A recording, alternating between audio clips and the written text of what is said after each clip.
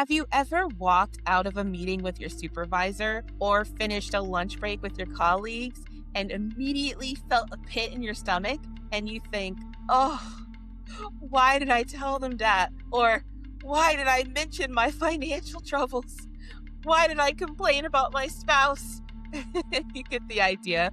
We've all been there because you want to build trust, right? You want to fit in with your team, but suddenly you have shared a personal detail that shifts the entire energy in the room. I know as a non native English speaker, you are working twice as hard to translate your thoughts, manage cultural nuances, and prove your competence. But today, we're going to fix that language gap when we compensate by oversharing. In this video, you're going to learn how to not do that and what to do when you accidentally overshare or if someone tries to overshare with you.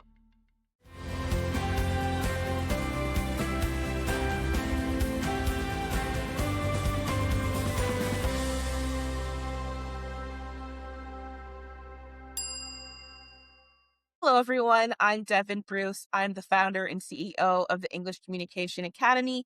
We help non native English speakers in healthcare communicate effectively with their patients, colleagues, and staff. And before we start, please grab my free guide 10 phrases every healthcare professional should know. It is full of practical tools to help you sound clear, calm, and professional in English. The link for that is in the description box below. Now, if you are in healthcare, you know that communication is your most powerful tool for career advancement, but it can also be a minefield. And one of the biggest cultural traps for non native English speakers is confusing being personable with being personal. There is a major difference. And being personable means that you're warm, you're friendly, you're approachable, and you're easy to work with. However, being personal means that you are bringing your private life, which could mean your traumas or your raw emotions, into the workspace. So when you overshare with colleagues or supervisors, you might think that you are bonding. You might think, I'm showing that I'm human. But in many professional cultures, especially in the US and UK, excessive sharing can actually signal a lack of emotional regulation or professional maturity. So, in this video, we are going to cover 5 specific strategies to not only protect your reputation, but we'll also look at the cultural psychology behind why we overshare. And I'll also show you the purpose filter so you can check your words before you speak. And by the end of this video, you will know exactly how to build rapport without sacrificing your authority. All right, let's get into it. First, let's address the root cause of oversharing. Why do we do that? Well, usually it comes from a good place. You want your colleagues to like you. You want to show that despite your accent or the language barrier, that you're relatable. So that makes sense. And for many of you, depending on your cultural background, personal sharing, especially sharing personal struggles, is a way to fast track that rapport. So telling a colleague about a family fight might be a sign of deep trust. It says, I consider you a part of my circle. However, in many English speaking professional environments, specifically in healthcare, there is a rigid separation between your work self and your home self. So when you try to use personal vulnerability to bond with a colleague you don't know well, it can backfire sometimes. So instead of thinking, wow, they're really open, your colleague might think, whew, this person's overwhelmed.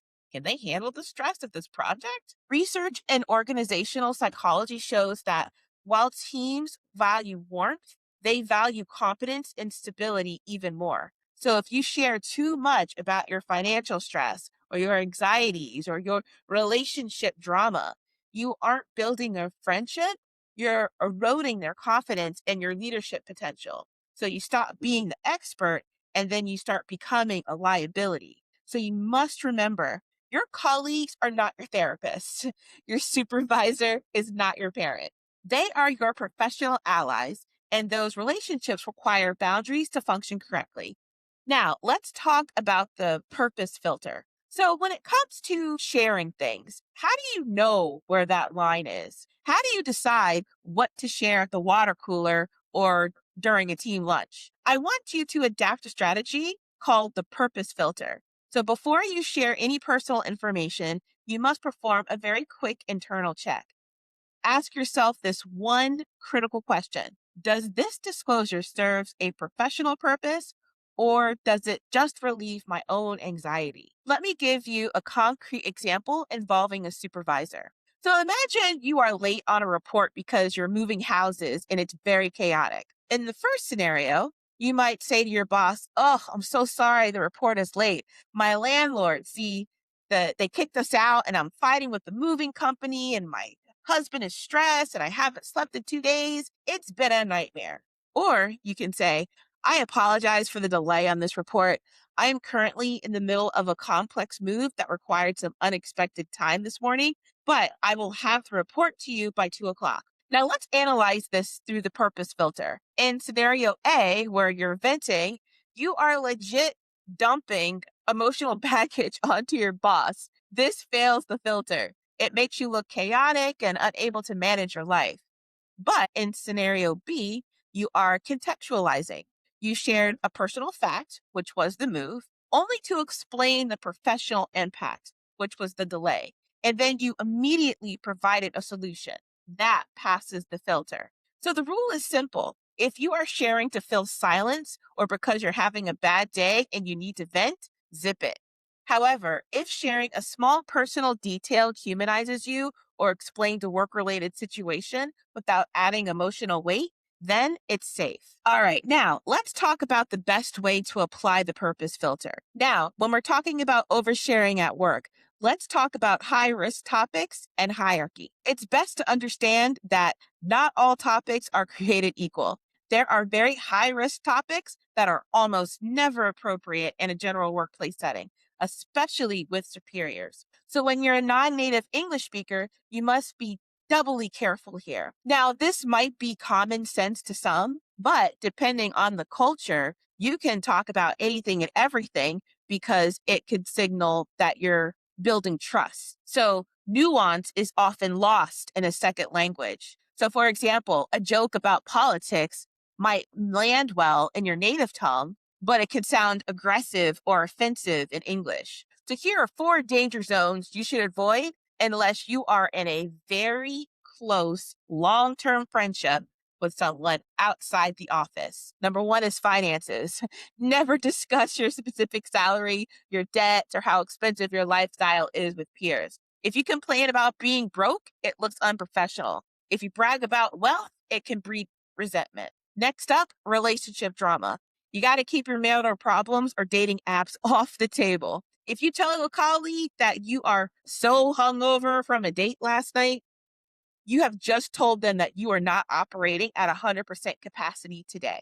Next up is politics and religion. Even if you think your colleague agrees with you, these topics are volatile. In a diverse healthcare environment, you have no idea who could be listening nearby. And then finally, health issues. That's TMI, which stands for too much information. Unless it impacts your ability to work, your colleagues do not need to know the graphic details of your recent medical procedure. If a colleague brings these up, don't feel obligated to participate just to be polite. In many cultures, refusing to answer a personal question feels rude. However, in mostly native English speaking environments, remaining neutral is a sign of executive presence. And then finally, let's talk about digital boundaries and how that can impact oversharing. We cannot talk about oversharing and boundaries without talking about the digital world. In this modern era that we're living in, this is where many careers are ruined. So that line between friend and colleague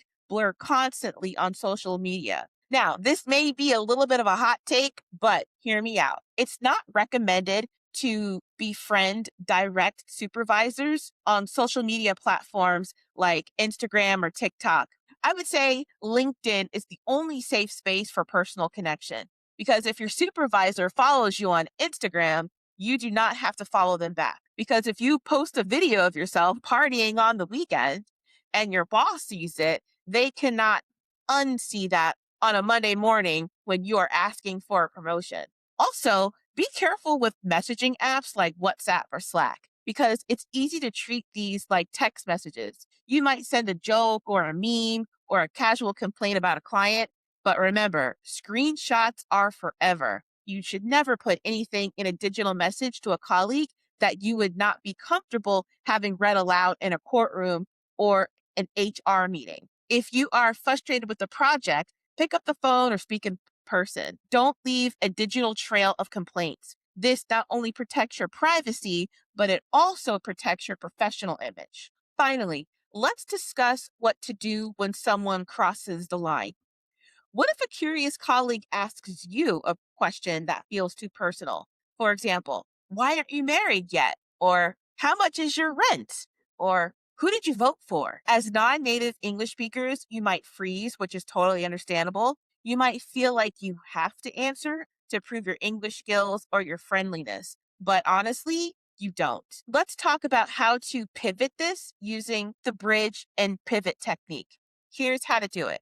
Step one is the bridge. You do this by acknowledging the question politely, but generalize the answer. Step two is the pivot.